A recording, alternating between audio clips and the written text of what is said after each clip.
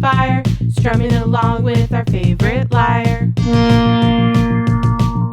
Adventure call, the quest awaits, your destiny's in the hands of the fates. But never fear, we're all friends here, we'll have your back when danger's near. Come with us through the pages as we unravel a tale for the ages into the Percy-Verse. Hello and welcome to the Percy-Verse podcast. I'm Alisa. And I'm Anna. Grab your one good eye and one good tooth and hold on for dear life, because today we're reading Sea of Monsters, Chapter 3. We hail the taxi of eternal torment. I guess we all have one good eye and one good tooth.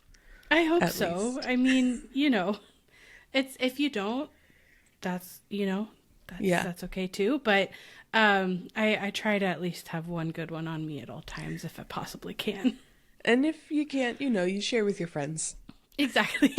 You pass That's it a around. lesson that we learned from the chapter. Share with your friends. I probably should go to the dentist again soon. Let us know in the comments if you have ADHD and also struggle to go to make doctor appointments of any kind.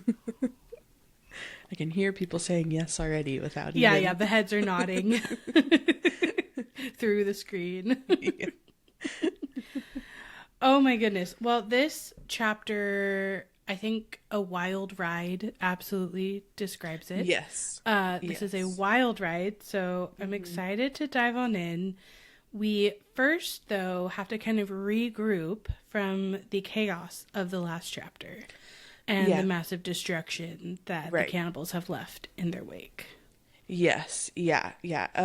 Everyone's kind of having now fled the scene, and they're regrouping in an alley down Church Street.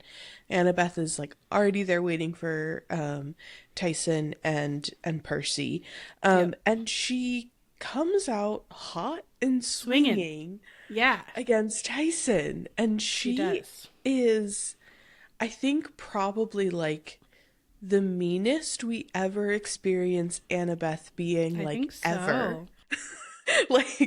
It's intense. Her disdain and disgust for Tyson it's not just palpable, she's shouting it. She's oh yes, making blasting it abundantly clear out. Well, this is trauma response to the max. Yes. And she, if we're thinking from a parts work perspective, she has a protector part that is just absolutely ready to take names. This protector, I don't want to encounter this protector. This protector is out for blood. And yeah, I think 7-year-old Annabeth wielding a knife. Exactly. That's exactly what's happening. Yeah. That's exactly what's happening. So this is one of those situations where I can have empathy for both people in the situation. I can have empathy for why Annabeth is coming so strong. I can also have empathy for how Tyson would feel at being treated and talked about this way. I can also have empathy for Percy, who's confused out of his mind. Right. But I don't know what's happening. But still not the way that Annabeth is talking about Tyson. Still not feel that's fair to him. No. Yeah, it's interesting because I think Annabeth is a very controlled character. She's not led by her emotions. She has them. Brash. But her emotions are usually not in the driver's seat of how she is acting and behaving and making decisions. And I think this is one of the few moments where we see that Annabeth, how we normally experience her, is not in the driver's seat. Yeah. for her for sure. right now. And it's very interesting. And to your point, yes, I absolutely do have empathy for Annabeth. And also I'm hey, come on, girl. Have some kind of, she's... Hashtag not all cyclopes. That's all I'm saying. Yes. She's a child, so to expect her to manage this in the way that an adult would is not appropriate. Because she's a child and her brain is, still trying to come online and figure out like, you know, how to live life and navigate it. But yeah, it was, I definitely like found myself kind of being like, come on, Annabeth, like, Yeah. stop being so Like, mean. ouch. Yeah, yeah, Like, yeah. You feel the sting of her words for sure. yes, yeah. And I'm like, okay, the first, one or two I give you, but God, it's like relentless. It She is. just does Yes. not Can't let stop, up. won't stop. Yes, Yeah, absolutely. yeah, It's like we can have empathy for and understand all those variables, and also the words are hurtful. Like it can be yeah, both and.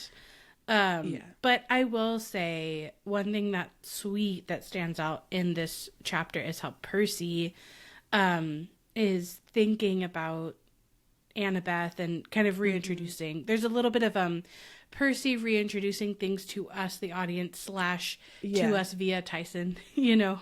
And one of them is, we'd made our peace last summer despite the fact that her mom was Athena and didn't get along with my dad, which is like we've definitely moved past that, but let's, make sure everybody remembers.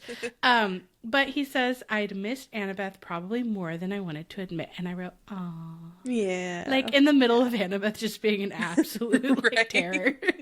Where she's just being like, a menace. He's oh, like, I missed you. It's like in a graphic novel or something, Annabeth would be like full red intense face, and then Percy's just kind of daydreaming. Right. He's like, I missed you man. this summer. Or this school year rather, since the summer. So I think that's just like a sweet moment in the midst of this. But again, Annabeth is just relentlessly coming in against Tyson, who, as Percy's thinking, has saved his life already, has been a friend to him. Percy also is like very much not like letting himself see the signs that Tyson is part of the mythical world is a big theme here too. Like throughout even this chapter. But I think there's a moment where Annabeth asks if Tyson is homeless, and she is just I think more so speaking to a Cyclops lived experience, like that would be part of what would happen for Cyclopses or Cyclopes. And I think Percy obviously is reading that as like Annabeth is just discriminating against Tyson because he's a homeless kid. Yeah, absolutely.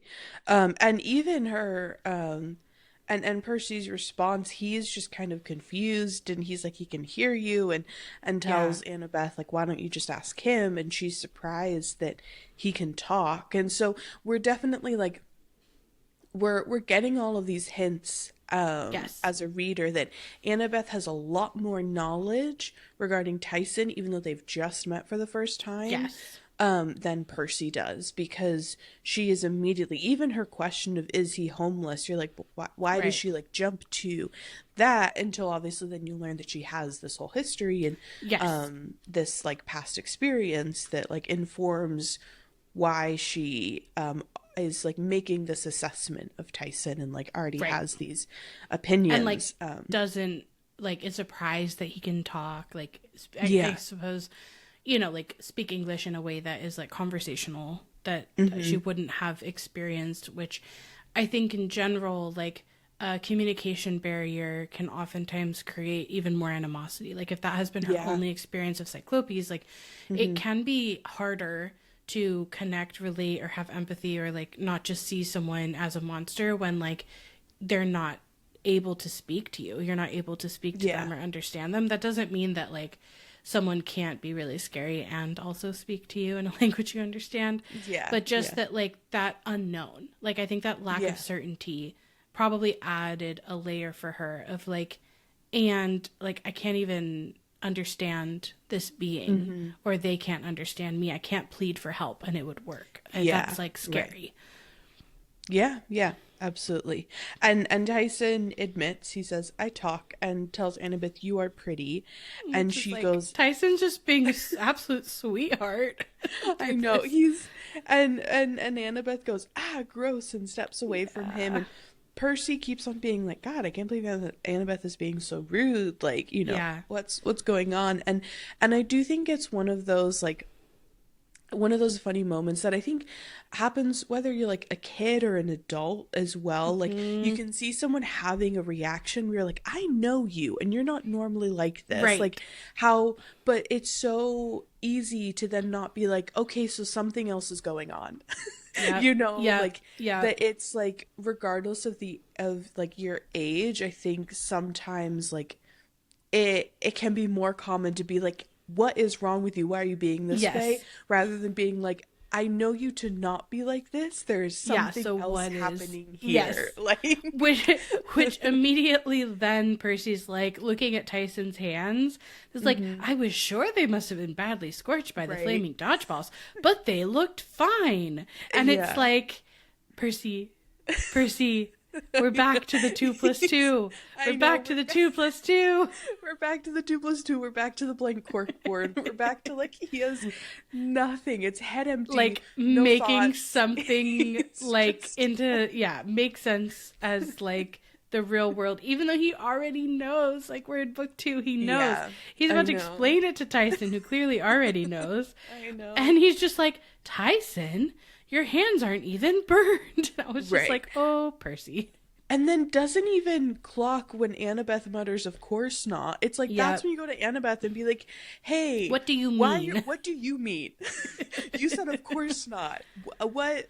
Say Why? More. Expand. Yeah, please. yeah. Because that response has nothing to do with her saying that he's gross or like speaking to his homelessness or anything like that. Like, why would she think that, of course, his hands aren't burned? That doesn't... Right. And then she goes on to say, I'm surprised the Lystragonians had the guts to attack you with him around. And again, it's like, why? Ask the question. Right. Why? Well, and he finally does, as Tyson is like really fascinated by Annabeth's blonde hair. Percy does say, Annabeth, what are you talking about? But Annabeth explains the Lystragonians. Well, because Percy says Lystra what? So yeah. So he's prompting her about the Lystragonians, but not about Tyson. Like, no. Yeah. Yeah. He's struggling with this word, which it is a long word. I understand that. Yes. Yeah. I've struggled with it every time I've read this book. And Annabeth explains that they're a giant race of cannibals who live in the far north. Odysseus ran into them once, but she's never seen them as far south as New York before. And so that gives you the idea. If she's saying as far south as New York, they live incredibly north. Like if New York is south for them. Yes. And Percy like can't even say the full name, and he's like, what would you call them in English? Oh my God. And this is when Rick Riordan, I guess, is just taking shots at Canada. I guess so. Annabeth thinks about it for a moment and goes, Canadians. It's the most random. Like, I'm not sure what he's pulling from there. Yeah. Other than they're north of us. Right. But it's like the most random dig at Canadians. Like, but it feels like it's funny because Annabeth normally doesn't do bits. No, like, true. This is like a Percy no, thing she's to be like Canadians. But I don't think she's doing a bit. I think she's like serious. But to the reader, you're just like, what? Yeah. And then she doesn't like linger on it. She just says, let's get out of here. So you don't have a chance to be like, what do you mean Canadians? Yeah, right. Yeah. And so they're like, because Percy's, when Annabeth says that they have to get out of there, Percy's like, oh yeah, the police will be after me. And she's like, that's the least of our problems, and asks him if he's been having the dreams. And he says the dreams about Grover, and her face turns pale and she's like, Grover? No, what about Grover? And then he's like, well, what have you been dreaming about? Like, yeah. It's like no matter what, if you're a demigod, you're gonna have bad dreams. It just might not be the same bad dreams, but that's the constant, is you're gonna have bad dreams. Yeah. I feel like it's like demigods, I feel like need to have some sort of like kind of I don't know, like, so they can't have social media, but some place where they can all update, like, I just had a bad dream about this. Oh, you also did, oh, I had a dream about this, where you can kind of track and be like, oh, these are the things that must be, like, currently happening. I feel like that should have come out of the Heroes of Olympus, because also, like, if someone in New York has a bad dream about, like, San Francisco, that would be really useful information for Camp Jupiter. So I feel like that would have been Really good. Some sort of like shared, like a Google Doc, Yes. except not, because you know, I like, know it has to they be can't monster get online. proof. I don't Yeah. know. Yeah. Yeah, that would be kind of interesting to try to create. I Mm-hmm. was thinking back to the Canadians thing, if like maybe in ancient Greece, Lystrigonian somehow was a word that could refer to an actual group of people that lived to the north of them. Because I think sometimes, like, Mm. in history, calling other people cannibals has been a way to be like, we're better than you, or like, you're Yes, not as absolutely. human, or whatever. Yeah. And so I wonder if maybe he's carrying through, I don't know this, I didn't look it up, Oh, but maybe he's sure. carrying through the idea that it's like whatever country or group is like to the north of Yeah. where the West is. Do you know? Right. Right. No, That's that would my make theory. sense. Yeah. Yeah. Yeah. We can Google that, or someone helpful can tell us Someone in the can let us in comments. the comments. Yeah, let us know.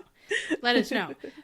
But yes, Percy is having these dreams about Grover and Annabeth, and we're back to her stormy eyes and her mind racing a million Yeah. miles an hour. Mm-hmm. Because she's having dreams about big trouble at camp, which Percy then Yes. says that his mom was saying the same thing. Mm-hmm. And then I was like, why isn't Percy having dreams about camp? That's my question. Yeah, I wonder if it's because maybe like Grover's link is like an override That's what I was almost, wondering. Yeah. because like the link means that like if Grover dies, Percy dies. Yes. And so I wonder if that is basically kind of like a superseding thing. Like Dream. basically Yeah. like that is higher priority, and so he will dream about that, like, and Grover. camp, I don't It's know. just interesting because I know that they've like had dreams about different topics in one night. Obviously, a lot of us Yeah. have dreams about. So it's interesting that Percy isn't at all having any Yeah. camp No, it related is. It dreams. is. I remember if we ever find out if there's a reason for that, but I I'm don't just remember curious either. about it because I feel like he would be Yeah. attuned. It makes sense that Annabeth would be particularly attuned to camp because that's like her home Right. base, you Yeah. know? Yeah. Yeah, I don't remember if we find out in this book why that is. I guess another theory could be if maybe like Kronos interference or something, and like Potentially. Yeah. him wanting Percy to be more on the back foot, and not because like if Percy had been dreaming about camp, he probably would have been like, I gotta get to camp sooner, like like I Yeah. need to be there now, I True. need to be helping. So I don't know, maybe that's That's like very another possible. possible.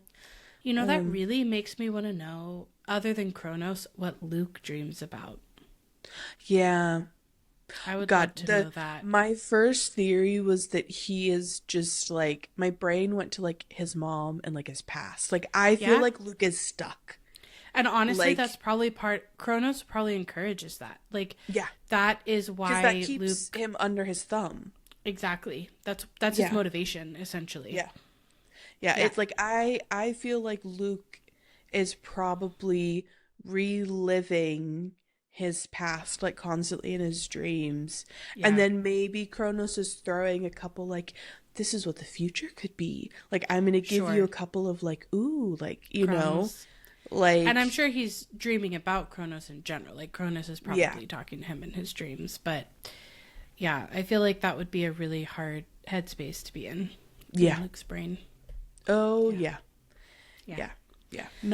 Not a fun place to exist inside No. of, for No. sure.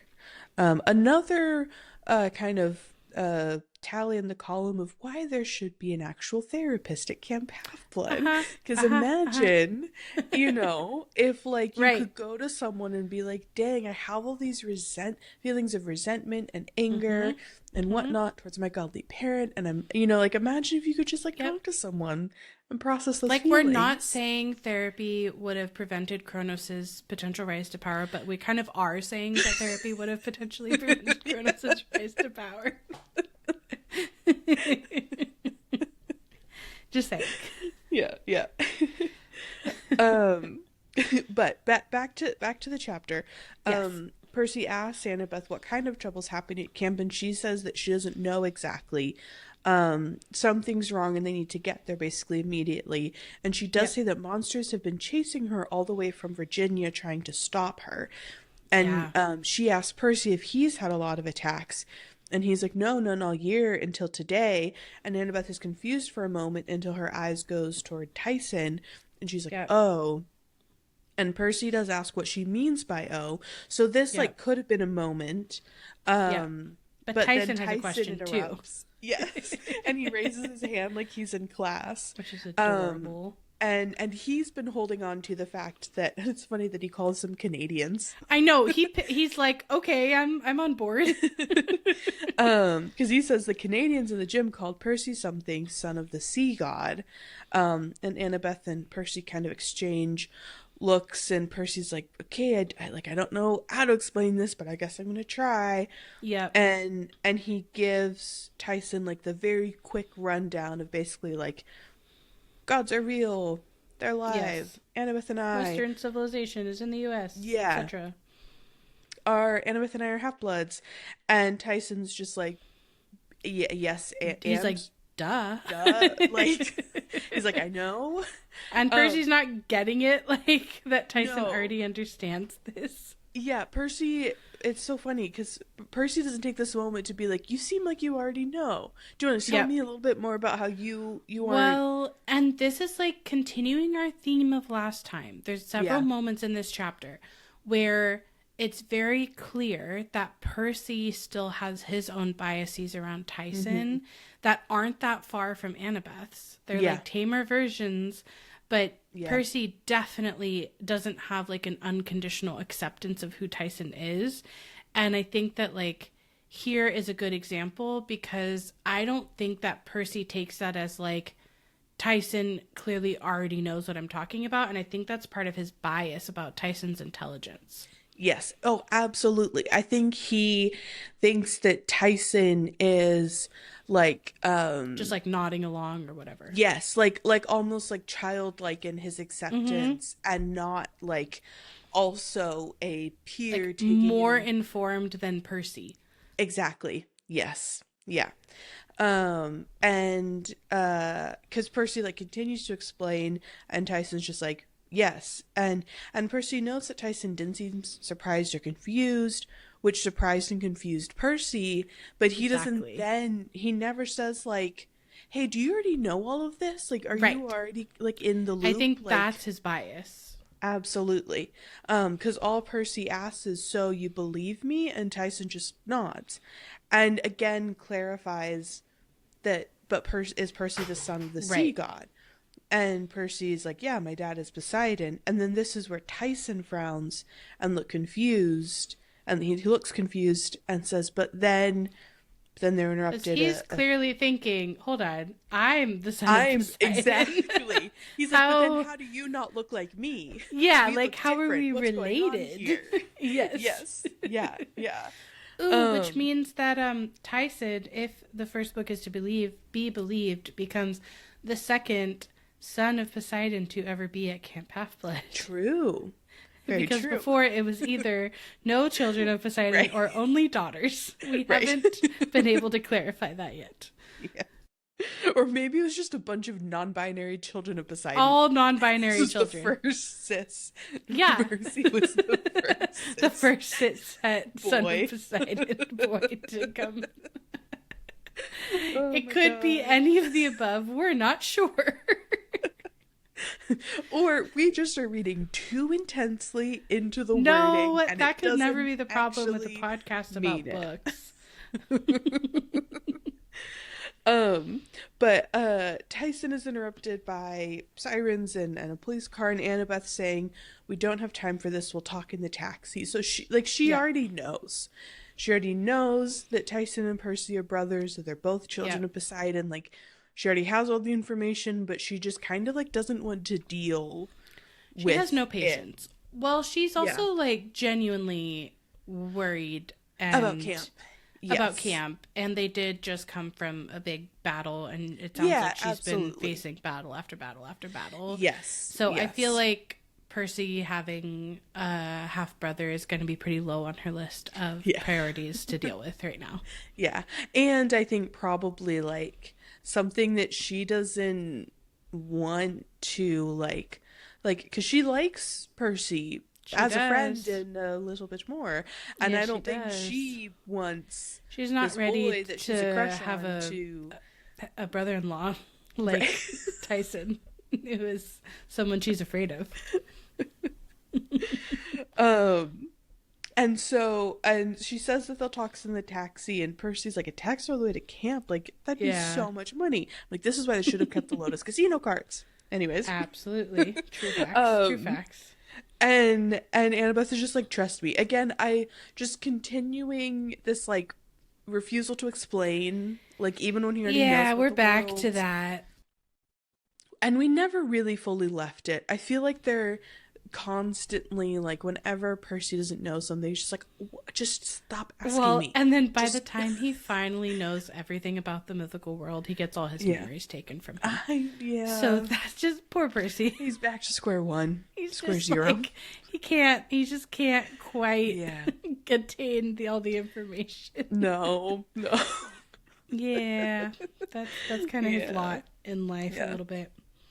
But Percy does ask what about Tyson, and imagines like bringing Tyson to Camp Half-Blood and like how it would be, and like, you know, but then he's kind of remembering that the cops would be looking for them, including Tyson, and he tells Annabeth that they can't just leave him, that Tyson will be in trouble too, and Annabeth, looking grim, says, yeah, we definitely need to take him, now come on. And Percy notes that he didn't like the way that she said that, as if Tyson were a big disease that they needed to get to the hospital.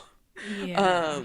Which is like, God, that's not how you talk about another living being. Yeah. Like, yeah, for sure. That's not good. I think what's interesting, though, is that Percy's not questioning if Tyson can, like, go to camp. Because, like, I don't know if he's just overlooking the fact that, you know, if he really does think Tyson's a regular mortal, that regular mortals really can't normally go to camp. And we haven't had, like, the Rachel Elizabeth Dare moment where Chiron's we haven't like, had any exceptions to pass, you know, like part of why his mom gets taken in the first book is because she's a regular mortal and can't cross the camp line with them. So it's like, I don't know if he has a like, we've talked a lot about his intuition. Like, I don't know if subconsciously part of him knows Tyson could come to camp and there's something magical about him, or if he's just sort of in the rush of the moment, like, he at least needs to get out of the proximity of the school, you know? Yeah.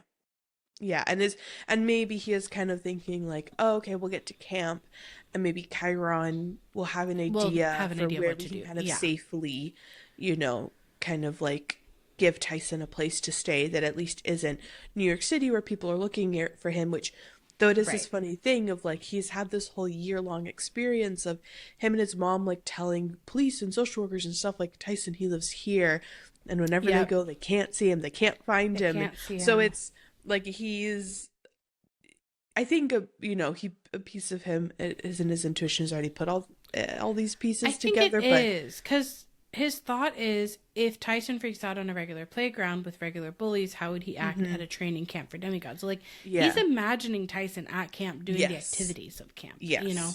So, he's of two minds about this, I think. He is. But they all go together. They're sneaking through the side streets of downtown while a huge column of smoke billows up behind them from Percy's school gymnasium. No. But Annabeth stops them at the corner of Thomas and Trimble, which are hilarious. Yeah, that sounds to me like Trimble. A store. Thomas and Trimble, like maybe a store for like leather goods and parchment and quills and totally. You know, it also made me think of like a tailor, like a really like a luxury, sure. like bespoke suit. Like you go to Thomas and Trimble. Yes, like it's something like fancy and leathery and vintagey. It also though made me think of that Gilmore Girls episode where they rename all the streets to the old fashioned. Yes, and someone absolutely had they live on Trimble Lane and yep. Versus, you know, Sores and Boils. Sores and Boils, yeah, Hallie. Yes. But she stops them at the corner of Thomas and Trimble and is fishing around in her backpack looking for something she hasn't specified yet. And this is when Percy really takes her in and realizes that she is kind of looking worse for wear, that she's got cuts and twigs and grass tangled in her ponytail. He's realizing like she slept several nights in the open, and that the slashes on the hems of her jeans look suspiciously like claw marks. So we get all these visual cues of like she's been on the run for a while now, and she's been roughing it, and it's like Annabeth has not been having a great time, like, and I leading guess up like to this. that's something to keep in mind when we're talking about her reaction to Tyson. So the last time that she's been through an experience like this of feeling like she's on her own, fighting monsters, trying to get to camp, as far as we know, was the time that she was with Luke and Talia eventually, and then Grover, and ran into Cyclopes. Like that was a big traumatic experience within that larger traumatic journey. And so she might already have been feeling triggered back to that journey in her getting to camp this time and going through all these monster attacks. And so it might be that she was extra primed to have a really strong reaction to seeing Tyson, just from already having been through so much on this journey and feeling triggered to the last one. Absolutely. Yeah.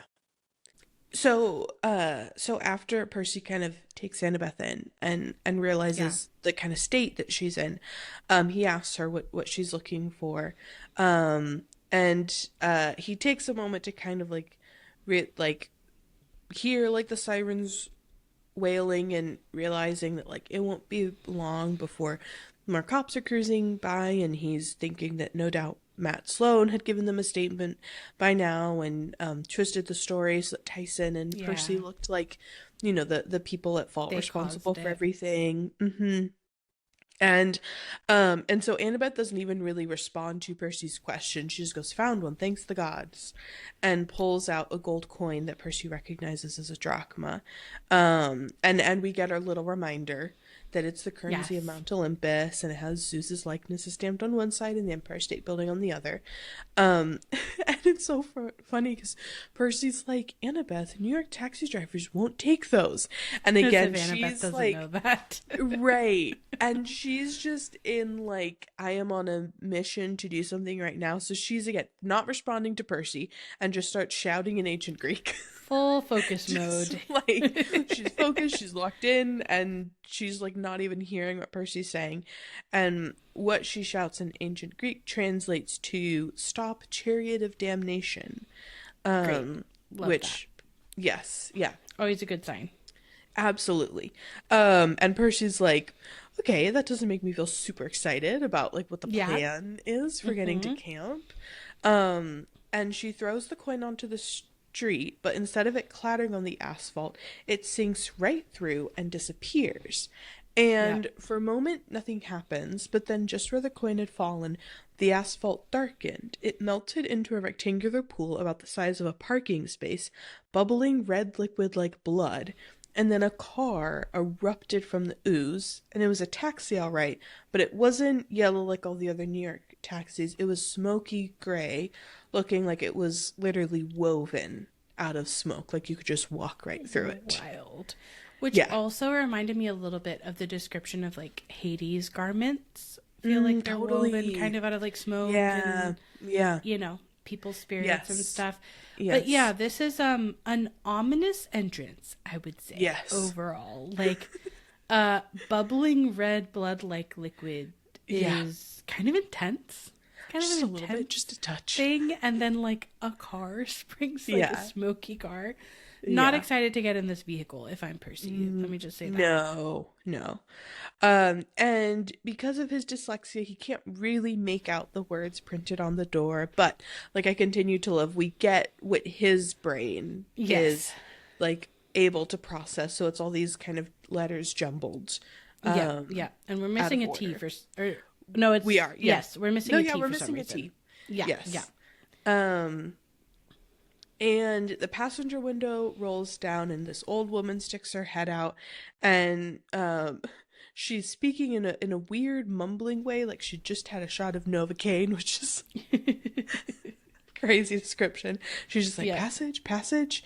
And Annabeth says, 3 to Camp Half-Blood, and opens the cap back door and waves Percy to get in like everything's normal. And then the old woman has an intense reaction to Tyson, and she goes, we don't take his kind. So we've now had 2 people have like really awful, cruel reactions to Tyson. And Percy's just kind of like, what is happening? Why is everyone picking on my friend? Well, and specifically, and this goes to the second instance I'll point out of like Percy's biases are not that different from everybody else's. Yes. He's still in that role of like savior friend rather than true friend. Because he says, what was it? Pick on Big and Ugly Kids Day. And like, Percy's snarky and that brings in some of his like snark. But I think it sort of reveals how he thinks about Tyson is like not that different from how everybody else is talking about Tyson actually. He's just like, even if my friend is big and ugly, you can't pick on him. You know what I mean? I'm just like, you can't be mean to him. I can call him big and ugly in my brain, but you don't get to be mean to him. I'm thinking, and again, these don't need to be words that are derogatory. It's just that in this context, they're clearly being used that way. Yes, absolutely. So then Annabeth is like, well, I'll pay 3 extra drachmas on arrival. And the woman says, done. And they get in the cab. And it goes Percy, Tyson, then Annabeth. Which, justice for Tyson on this seating order. Tyson, the largest of them all, should not be sitting in the middle seat. No, he needs to be at a window. Percy should not have gotten in first. Percy should have been like, you first, Tyson. Absolutely. I'll sit in the middle. Or Annabeth. We'll make that number 3. Like, what are you doing? Like, 100%. You don't put Tyson in the middle seat. All cramped 100%. And squished. No. Yeah, not the vibes. Yeah. The interior is also smoky gray, but it feels solid. So this is such a trippy experience to think about, where like you're entering a car that Percy says looks like you could walk through it.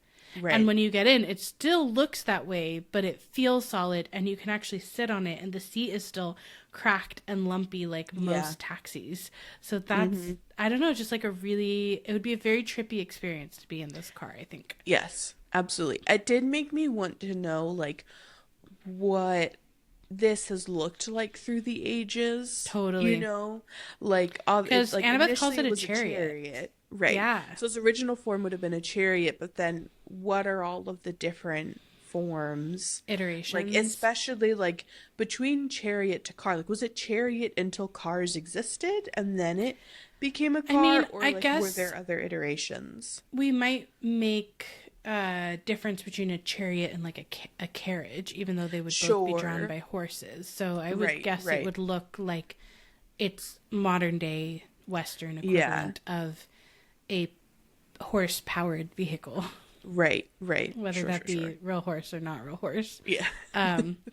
But it is, it's interesting that it's a taxi, and it's interesting like how that might have evolved over time as a way to pick people up. And there isn't a plexiglass screen, which will come into play later, that there's nothing blocking the front from the back. Detail. You don't think it's an important detail, but it is important detail. But it really, that plexiglass, kind of matters with the juggling we're about to be doing with, body parts. But this is when Percy realizes there's not one woman sitting up front. No. There are 3 women, all crammed in the front seat, with stringy hair covering their eyes, bony hands, and charcoal-colored sackcloth dresses. So we have a little, like, triplet trio of these older ladies. And because the hair is covering the eyes, we can't quite tell yet who we're dealing with. Yes, yeah. But the one driving says, Long Island, out of Metro fare bonus. Ha! And floors the accelerator. Percy's head slams against the backrest, and this pre-recorded voice comes on over the speaker saying, "Hi, this is Ganymede, cupbearer to Zeus, and when I'm out buying wine for the Lord of the Skies, I always buckle up." And I just want to say, for those who have read books that Anna has not read, I clocked the tiny little Easter egg. Anna doesn't know the little Easter egg, exciting. but I clocked that this is like an Easter egg that For way later then. for way later. Love that. That will I be can't wait to just, I'm find kind it. of paying attention to all of these little things that come up that, like, when I first read these books I didn't think about, but then after Right. certain books came out and I came back and read, I was like, wait, we first heard about this. You like, what? Like, that's crazy. So there's some early planting of even stuff I do know, early planting of names yes. and information. But I have a little bone to pick here with Percy, because our, son of the sea god here looks down at a large black chain instead of a seatbelt and decides not to buckle up, in fact. And I'm like, sir, you are a demigod. You're in constant trouble. This is like not ever, any ride you take is going to be perilous. Let's put the seatbelt on. Safety first. Yes, safety Ganymede first. has like it right Ganymede here. said. That's what I'm saying. First. Safety Always first. buckle up. Yes, yeah. And then we get these like kind of funny interactions between these three women where we start to learn their names and these little hints about them, because they're driving kind of like not erratically, but like they're it's pretty erratic. I would say that's fair. They're they're just kind of, the road is their own. It's no one else's. Honestly, it was giving Night Bus a lot to me. Like, it was totally, yes. feeling like the other traffic doesn't exist somehow, and the other cars and people and buildings, like, they don't really matter here. No, definitely not. Because one of them is like, look out, go left, and then the driver complains that if Tempest had given her the eye, then she could see that, and Percy's like, give her the eye, like, what are they talking about? But they're like swerving to avoid a delivery truck and running over the curb and flying, like, erratically driving. And then the third lady says to the driver, Wasps, give me the girl's coin, I want to bite it. And this is where we start to learn their names. So we got one's name is Tempest, another's name is Anger, because their response is, you bit it last time, Anger, and then the third is Wasp. So we have all their three names, and they're kind of fighting over, like, who bit the coin last and who has the eye. When one of them yells red light, and rather than slamming on the brake, Wasp floors the accelerator. Going on the curb, like, just not advisable. That's what I'm saying. It's like, we don't care about anyone or anything else on or near the road right now. No. I like that Percy said, she left my stomach somewhere back on Broom Street. Yes. Yes. And this is when Percy pipes up and goes, excuse me, but can you see? And Wasp and Tempest scream no, and Anger, who's not the one behind the wheel, but by the shotgun window, screams, of course. And Percy's kind of looking at Annabeth like, huh? Like, what? He asks if they're blind, and she says not completely, they have one eye. And Percy's like, each? And she's like, no, in total. And this is when we first get our hints that Tyson doesn't do so well in motion, in cars. And he wouldn't put him on a Ferris wheel or, No. And Percy is remembering that he'd seen Tyson get car sick on school field trips, and it was not great. And he's like, hang in there, big guy, and he asks if anyone has a garbage bag or something like that. But no one is really completely ignored. This is like a chapter where Percy gets ignored a lot. He's not getting acknowledged a lot in this chapter. No. And Percy does kind of look over to Annabeth and gives her a "why did you do this to me?" expression. Which she fully like understands, because she replies verbally and says, hey, Grey Sisters taxi is the fastest way to camp. So this is when we get their name, the Grey Sisters. And then Percy asks why she didn't take it from Virginia, and this is when we learn that it's outside of their service area. They only serve Greater New York and surrounding communities, which I think is like interesting and funny, because I think it's the first time we've not really, but it's interesting to learn about like how like some geographical limitations of magic are like bound and others aren't, like some can travel and go where they want, others are bound. Like, it made me think of, it's like different, but it made me think of like Calypso being like bound to her island and not able to leave. Like some are bound, but it was interesting to place it in like New York Or they're bound City. by their domain of power, like Hades, right? Or like. But Yeah, this is like a folks, literal like. There's like a line you could draw, like a circle you could draw on a map of like, yes, this is the bounds where they go. Of greater New York. And then it's like, what is the magic doing that? Like, is that their choice? Is that something bigger, magical? Well, and then it made me curious of like, so for ancient Greece, would it have been like Mount Olympus and the surrounding communities was like where they were or a specific because New York is sort of.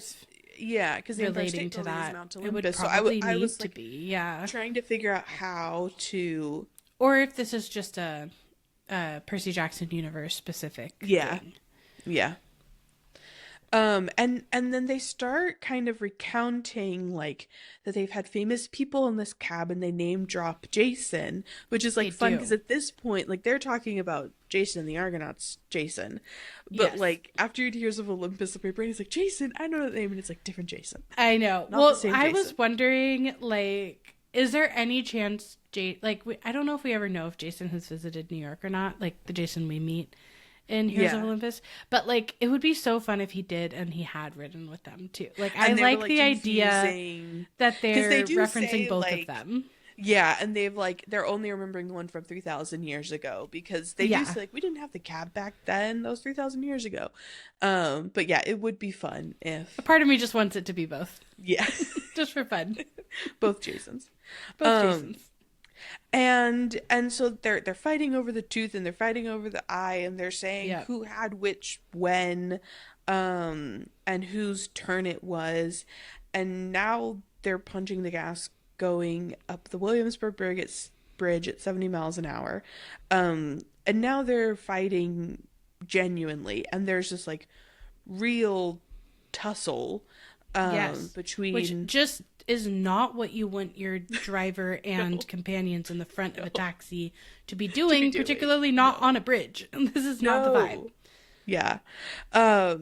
And then finally, Anger is able to yank the tooth out of her sister Wasp's mouth, and that makes Wasp so mad that she's swerving towards the edge of the bridge. And so that means at this point, Anger has the eye and the tooth. Yeah. And I just wrote, more eyes! Because I feel like this is another, especially as we're going to speak to the knowledge they hold about other people and other people's journeys. This is another interesting example of a really specific magical eye and powers of sight or prediction or prophecy or, truth seeing, that kind of thing. Like, they feel like another example of that. Yeah, no, it's so true. It's so funny because my brain went to like, this is the book where we meet all of the like one-eyed creatures. Oh, absolutely. No, I thought that actually. Like, the theme of this book is just like, you got one eye, you're in the book. Yes. That is something I thought about before we started recording. Like, that is clearly a very big theme of this book. For sure. And this is when Percy snarkily kind of like, well, if anyone's interested, we're going to die. And Annabeth tells him to not worry while sounding pretty worried herself. And she says the Grey Sisters know what they're doing. They're really very wise. But Percy's not reassured, even though it's coming from a daughter of Athena. He's like, I'm not buying it. But they actually hear this in the front, and they're like, yes, wise, we know things. Every street in Manhattan, the capital, Nepal, and then Tempest adds the location you seek. And the other ones are like, shh, be quiet, be quiet, be quiet. He didn't even ask yet. And Percy's like, what? Huh? I'm not seeking anything. And they're like, oh, you're right, it's nothing. And he's like, tell me. And they're like, no, the last time it was horrible. We got our eye tossed in the lake, and it took years to find it again. Which I looked up, and it was Perseus. It was his namesake. I know. Who threw their eye in the lake. I looked this up trying to find the Gorgons. Like, he got the information from them. They gave it to him, and then he went toss into the lake. apparently there's more than one version of the myth, and in some he gives it back, and in some he tosses it into the lake. In this version, obviously, he's tossing it into the lake. And also, the Grey sisters are like related to the Gorgons too, so that's really interesting. Apparently, Sets of 3, because the Gorgons are 3. Well, and he's looking for 3 magical items, which include an invisibility cap and a reflective shield, and like some of the stuff he needs because he's trying to go fight Medusa, like in this. And so, yeah, I thought that was really interesting, and that led me to a big question I have coming out of this chapter, having gone back and read that myth. If you were a demigod named after a famous demigod, would you read up on that demigod's story? Because if Percy had read up on Perseus, he would know who he's dealing with. He would know how Perseus tricked them before to get the eye, to get information, and he would know that they know information, and he might come into it asking about Grover in the first place. So but it made me think, like, if I were a demigod named for a famous demigod, knowing the complexity of demigod outcomes, like, would I read up on the stories of my namesake, or would I want to avoid that? Yeah. I feel like that is so dependent on the person. Like, I think if Annabeth were named after a famous demigod, she would have read every single thing out there. Anything possible. Percy, I feel like it hasn't even crossed his mind. I know. That's my feeling. I'm like, dude, you could have known things. I feel like he is book Percy, because TV show Percy, like, it's different. And but book Percy, I feel, because that's the Percy we're dealing with, I do not think it has even crossed his mind that he could, like, get a book from the library.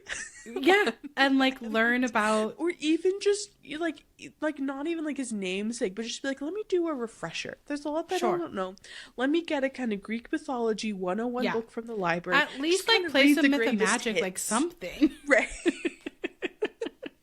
Okay, but Alisa, would you read up if you were a demigod? Like, because what I'm curious about is, and everyone who's listening, if you were a demigod named for a famous demigod, would you read up on your namesake, or would you want to not have that information in your mind when you're going through life? I think it wouldn't be so much reading on my specific namesake. I think if I were a demigod, at the point at which I find out that I am one, I want to, if I don't have, now look, I was a Greek mythology kid, loved mythology kid in general, love mythology, but, like, so whether that's still true in this alternate universe, like, I think I would just read up on Greek mythology as a whole. Everything. Like, I would want to know everything that I could, try to, like, I think that's probably, like, coming more so from, like, my anxiety of wanting to try to be like prepared and be like, okay, so what are all the potential monsters, and what can I do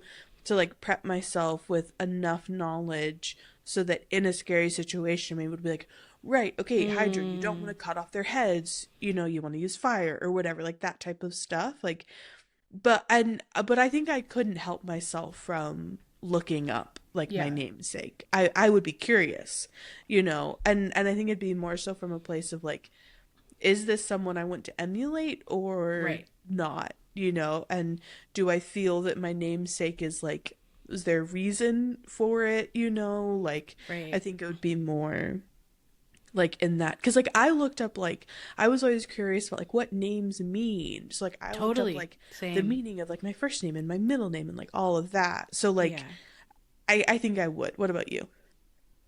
I think I would too. I think I like to understand myself in relation to, like, concepts in the world and everything, so I think partly to kind of understand pitfalls or, like, decide whether to emulate them or not, but I think I would have a layer of, like, wanting to be my own person because I have this, like, autonomy streak. So I think I would want to, like, decide how to make the name my own as well. But I agree. I think I would be curious in general. I could see, though, like, going through a period of resisting it, like, personally. Yeah. I Yeah, could I see can see that being for like, you. oh, like, I'm scared. Yeah. What if they were terrible, or what if something terrible happened to them? Yeah, Like, yeah. I do think that I would have an avoidant reaction first, and Sure. then I would, like, as I'm learning about everything else, because I would want to learn about Yeah. other stuff, Yeah. and then I would be like, oh no, I gotta know, and then I would spend a really long time, like, being really introspective of, like, how do I want to have this name? Like, I would get really deep with it, make meaning.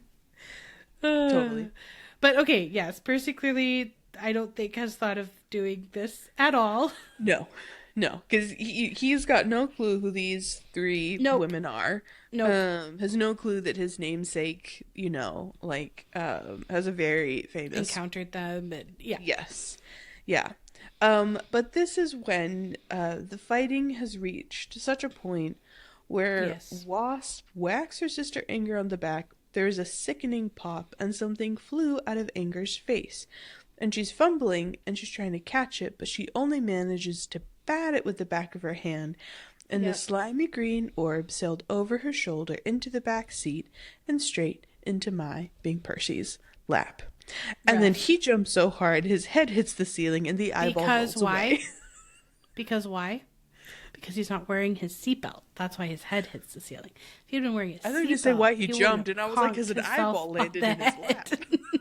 It's like, that's why you don't. No, obvi, but that's why you wear your seatbelt. Anyway, like, we're teetering on a bridge, jumping in our seats. I know. Yeah.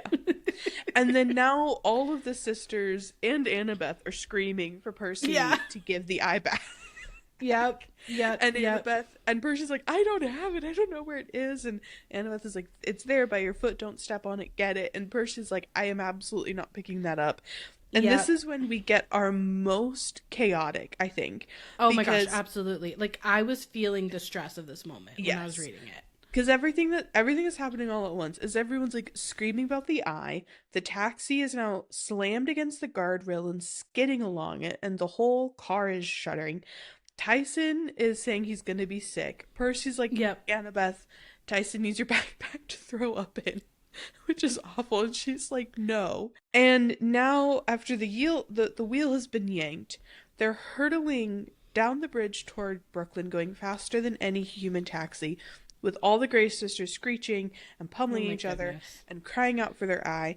And so Percy's like, okay, I'm going to steal my nerves. And he rips off a chunk of his t-shirt, which is already falling apart from all the explosions, and uses it to pick the eyeball up off the floor, which my brain is just like, this floor, like in a real taxi, like that's the nastiest floor. Like my brain was just like, there's hair, there's dust. I was like, that eyeball is like, needs to be cleaned.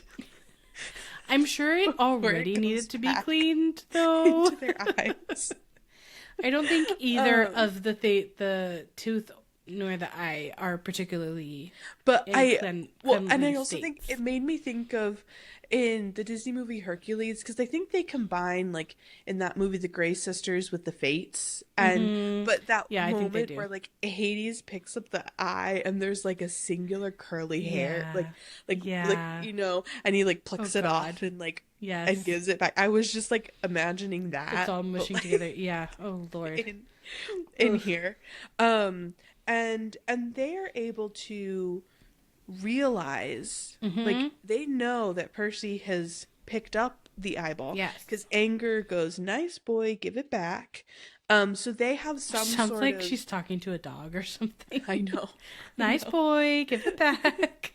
They're able to like know somehow like who has it, and it made me really curious about how this functions and like how this works, and also just like how sight and all the senses work for them, and just it made me very curious. Yeah, they clearly have some kind of connection, at least to the eye, if not also to the tooth, of having a sense of where it is, which probably helps when they're trying to like steal it from each other, that they like, know sort of what direction to go in, because they don't have sight to help them with that. Right.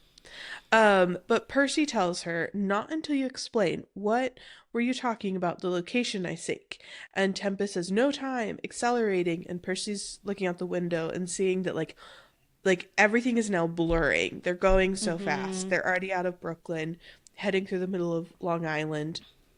And Annabeth warns Percy that they can't find our destination without the eye. We'll just keep accelerating until we break into a million pieces. Just wild. But Percy's insistent. He's like, first they have to tell me, I'm going to throw this out the window and throw the eye into oncoming traffic. So this is very much like his namesake in this moment. Like, and that's what's interesting is like he does the same thing without having read the story as far as we know. But it reminds me a little bit of how we were talking about what he learns throughout the first book and how he develops his own style of dealing with mythical creatures and beings, which is a pretty like manipulative and hardball kind of like way of dealing with people back to Krusty and beyond. I think this still like echoes that approach that he developed. Absolutely. He realizes, I have this moment of leverage now. I can make them tell me. Like, they told me they have information that I want. I don't even know what it is that I want. Right. But now I want this information. They say, no, it's too dangerous. And he is saying he's rolling down the window. And the Grey sisters together, it sounds like, scream, wait. Yep. And they yell out these numbers, 30, 31, 75, 12. And he says they belted it out like a quarterback calling a play, which I thought was such a funny description. Yes. 30, 31, 75, 12. It's like, it just like cracked me up to think about that. And we get these numbers and we don't know what they mean. Obviously, having read the book already many times, we know what it means. But I remember, like, I have this like vague memory of the very first time I read this and just being so confused. Like, just being like, I have no clue like what this means. Yeah. Because at this point, like, we don't know that like we will be going to the Sea of Monsters. That's a place that like my brain did not go to like, oh, this could be like coordinates. I think also when you're young, like not a lot of 8-year-olds have used like nautical coordinates before. So I think it's a good way to give some information that could be useful and a good hint without it being too direct too. Yeah, totally. And Percy does say, what do you mean? That makes no sense. And Anger yells it again and says, that's all we can tell you. Now give us the eye almost to camp. And Percy can actually see Half-Blood Hill ahead of them with its giant pine tree at the crest. And Annabeth even more urgently is like, Percy. Because before that, everything was a gray blur. So it's interesting that now he can like make out a specific landmark. It's like I think it's in my brain interpreted is like that's their destination, so he can like see that now because they're nearing it, and if they keep on going, they're going to like blow past it and break into a million pieces, or like stop just in time, like before. You know, and Annabeth very urgently tells Percy like you have to give it to them now. And so Percy's like, okay, I'm not going to argue. He throws the eye into Wasp's lap. She snatches it up, pushes it into her eye socket, like somebody putting in a contact lens, blinks, goes, whoa, slams on the brake, and the taxi spun 4 or 5 times in a cloud of smoke and squealed to a halt in the middle of the farm road at the base of Half-Blood Hill. And my note for this was just like, Percy always has to make a dramatic entrance into camp. Always. Like, in the next book's Titan's Curse, it's gonna be like he's gonna make another big dramatic entrance into camp. Yes. Like, I was just like, Percy does not know how to normally come back to camp. That is a very good point. It's always gotta be drama. It does. It's always gotta be a big deal. And at this point, Tyson lets out a nice big burp and goes, okay, better now. Which is way better than like actually throwing up. So I was kind of relieved for everybody in the car. Yeah. And Percy is ready to like grill the Grey sisters. So he's like, all right, now tell me what the numbers mean. And Annabeth is just like, no time. We have to get out right now. And Percy's about to ask why when he looks up at Half-Blood Hill and understands, because at the crest of the hill is a group of campers and they were under attack. Dun, dun, dun. And that's where we end. That is where we end. This is, we're kind of, I feel like we're sort of back, I feel like I'm in the taxi, like we're back on the journey. We have arrived to Camp Half-Blood, obviously quicker than we did in the last book reasons that make sense. But also we have our like big cliffhanger, which is exciting. Yes. Like we haven't had just a good juicy cliffhanger, Yeah. I feel like, in a little while. And this is one of the few chapters where the chapter title, like everything in the chapter is about the chapter title. It's all kind of one continuous scene. It's described in the chapter title. Like I feel like that's a little bit more rare for this series, so it's interesting. But it is a race from start to finish in this chapter. It I feel is. like it really grabs you and like keeps you really engaged. Yeah. And I think that's a fun way to get to camp. Like it Totally. is different than, I mean, if we were following Annabeth, it would be a different story, but it's different than the idea of like being chased to camp, which is what happened. Yeah. Like we had the Minotaur scene.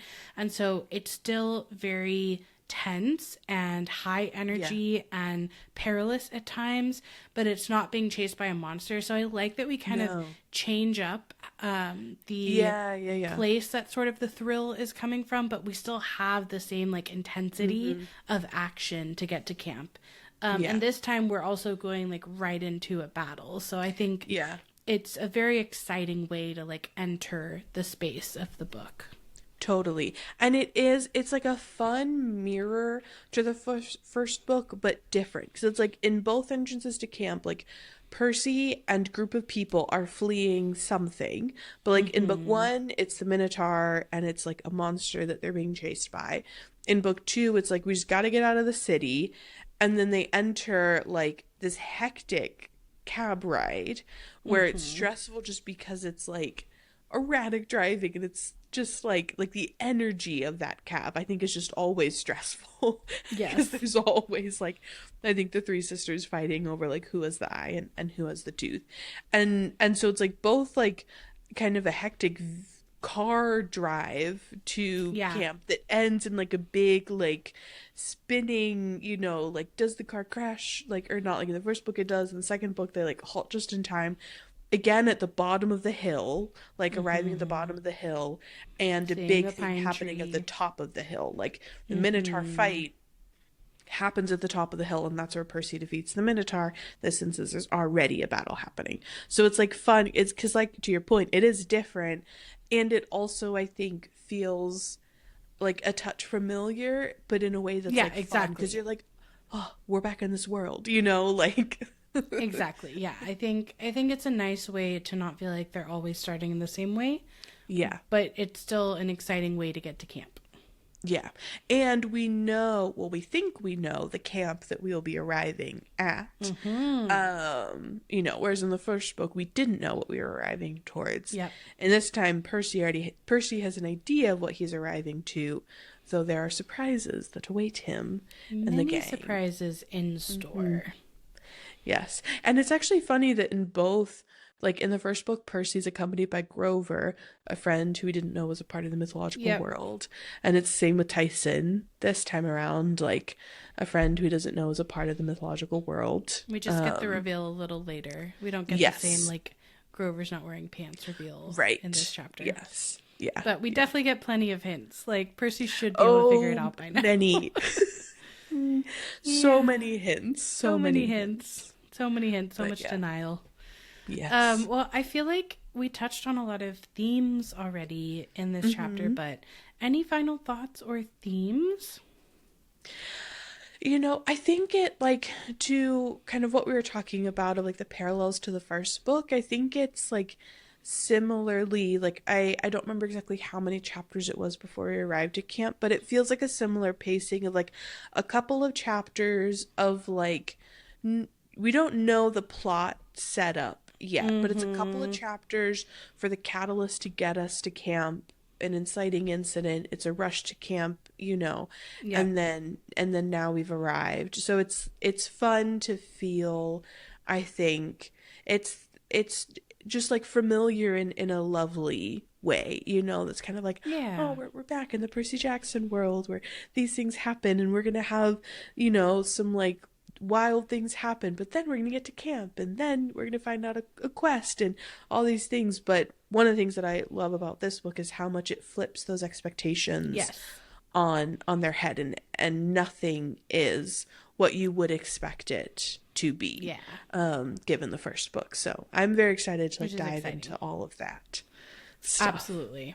Yes, it is very exciting. I think there's so much yet to come in this book that that will be action packed. It's a really like action packed adventure book. So because we don't need to set everything up like you said, we need to actually subvert what we have already set up. So yes, and challenge Percy, and really, and that's one of the things that I love about that happening in book 2 is like you fall in love with Percy in book 1, and then in book 2 you have to be like, right, we're all flawed. you know, none of us are perfect, and even these characters that we love can say or do things or think things that we don't like, and we have to follow them on that journey. Yeah, I think it is always interesting to disagree with your protagonist or to have critiques of your protagonist. I think it's great to have a book that still holds up as an exciting, engaging, like good book where you're also like not always agreeing with your protagonist. I think that's a really like nice type of tension to experience in a story. So I'm excited to keep seeing how that unfolds for Percy, because we're subverting the reader's expectations throughout this book, but by doing that we're also subverting a lot of Percy's expectations. So I think that'll be really interesting. Yes. And from the like outside of the like in-world book perspective, I was just thinking about, you know, like these books are graded for younger kids, though obviously, I mean, and Rick Riordan has said this himself. He's like, my books are for everyone. Like if you read, my books are for you. But thinking about like the age range that maybe they're written more for, I think it's so great to have an example, and I'll save more of this when we actually like get into that more, but to have an example of a protagonist like have to go on that journey of growth, and to kind of like, I think it helps you learn by reading to be like, oh yeah, like even if I actually feel like I'm nice to people and like, you know, I'm a good friend to most people, like there are these ways where maybe I need to kind of check and think like, how am I thinking about all of the people who I call my friends, and like that you can grow and change. And I think it's like a good like kind of lead by example in terms of showing that, right? And allowing a young audience to read that and be like, oh, okay, like I didn't like that Percy did that. Do I do anything in my own life similar to that? Maybe, oh, now I should like think about that, you know? I think it's like cool for like younger kids to have this book as an example for like how you can grow and change and self-reflect, and like you said, for anyone at any age, because I think also sometimes adults can feel like we're like fully cooked and we don't need to keep growing, but I think reading stuff like this can help you at any age self-reflect on what work you still have to do. So I love that. Well, I have very much enjoyed this chapter. It was thrilling. And I'll invite everyone to, again, let us know in the comments if you were a demigod named for a demigod. Like, what would your reaction be? Would you read about that demigod? Would you avoid it? Would you do a combo? Would you want to be like them or not be like them? I think that's an interesting layer that, like we said, Percy deals with, that not all of our characters have to navigate. Sorry, but the thing that when you first asked that question, I realized the thought that I had that I don't think I shared in that moment was, we were in the first book, we were talking about, especially at the end where Percy is the interaction with Poseidon, and Poseidon kind of gives him both the lock and the key of like, you have a hero's fate, but like also you can choose. And we were talking about how like Percy essentially like chooses to not be a hero in like all of the instances in which he does do that. And I do feel like there is an element of like Percy kind of like, I think, not knowing anything about Perseus and his like heroic namesake feels like another way in which, like kind of like a smaller way in which he's like choosing not to be a hero, because like he's choosing not to read like the texts of all who were memorialized and thinking about how he too might be memorialized one day. Like that's not on his brain at all, which I think is another example showing how like he is not choosing to be like the hero who is written about. Totally. You know, like. Well, and like Percy's a good example of a mythology. character who's just like living his life. Like Yeah. a lot of, you know, Annabeth is overthinking her life for sure, and that's relatable. But like Percy is just like living his life. Like I feel like he could easily do meditation, you know, like he's not struggling to just like stay present in the moment, you know. And maybe there's some like Son of the Sea God stuff to that, you know, of just like the malleable sort of, you have to kind of be present to be able to go with the flow. Like you can't be too future or past focused, you know. But yeah, I think he's just living his life, even though it's, you know, he's in the now. He's not in the know, but he's in the now. I love that. Percy is not in the know, but he's in the now. I love that. That's our new slogan for Percy. But for anyone who is audio only listening right now, just a little shout out for this season to take a look at our new theme song animation, because if you haven't been watching on YouTube, all of the theme song for the second book has a few little new graphics in there for the second book, so check that out. And illustrated by Anna herself. Yes. Shout out. And thank you. Yes. And if you haven't already, you know, give us a like, give us a 5-star review, subscribe to the pod. Follow us on social media. Follow us on social media. TikTok, Instagram. At Percy-Verse pod. Just so that we can keep, you know, connecting with you all over these books that we love so much and that I think are always relevant to the challenges that we're navigating as humans every day. So hang out with us online, and we will see you next time for Chapter 4, Tyson Plays with Fire. Bye. Bye.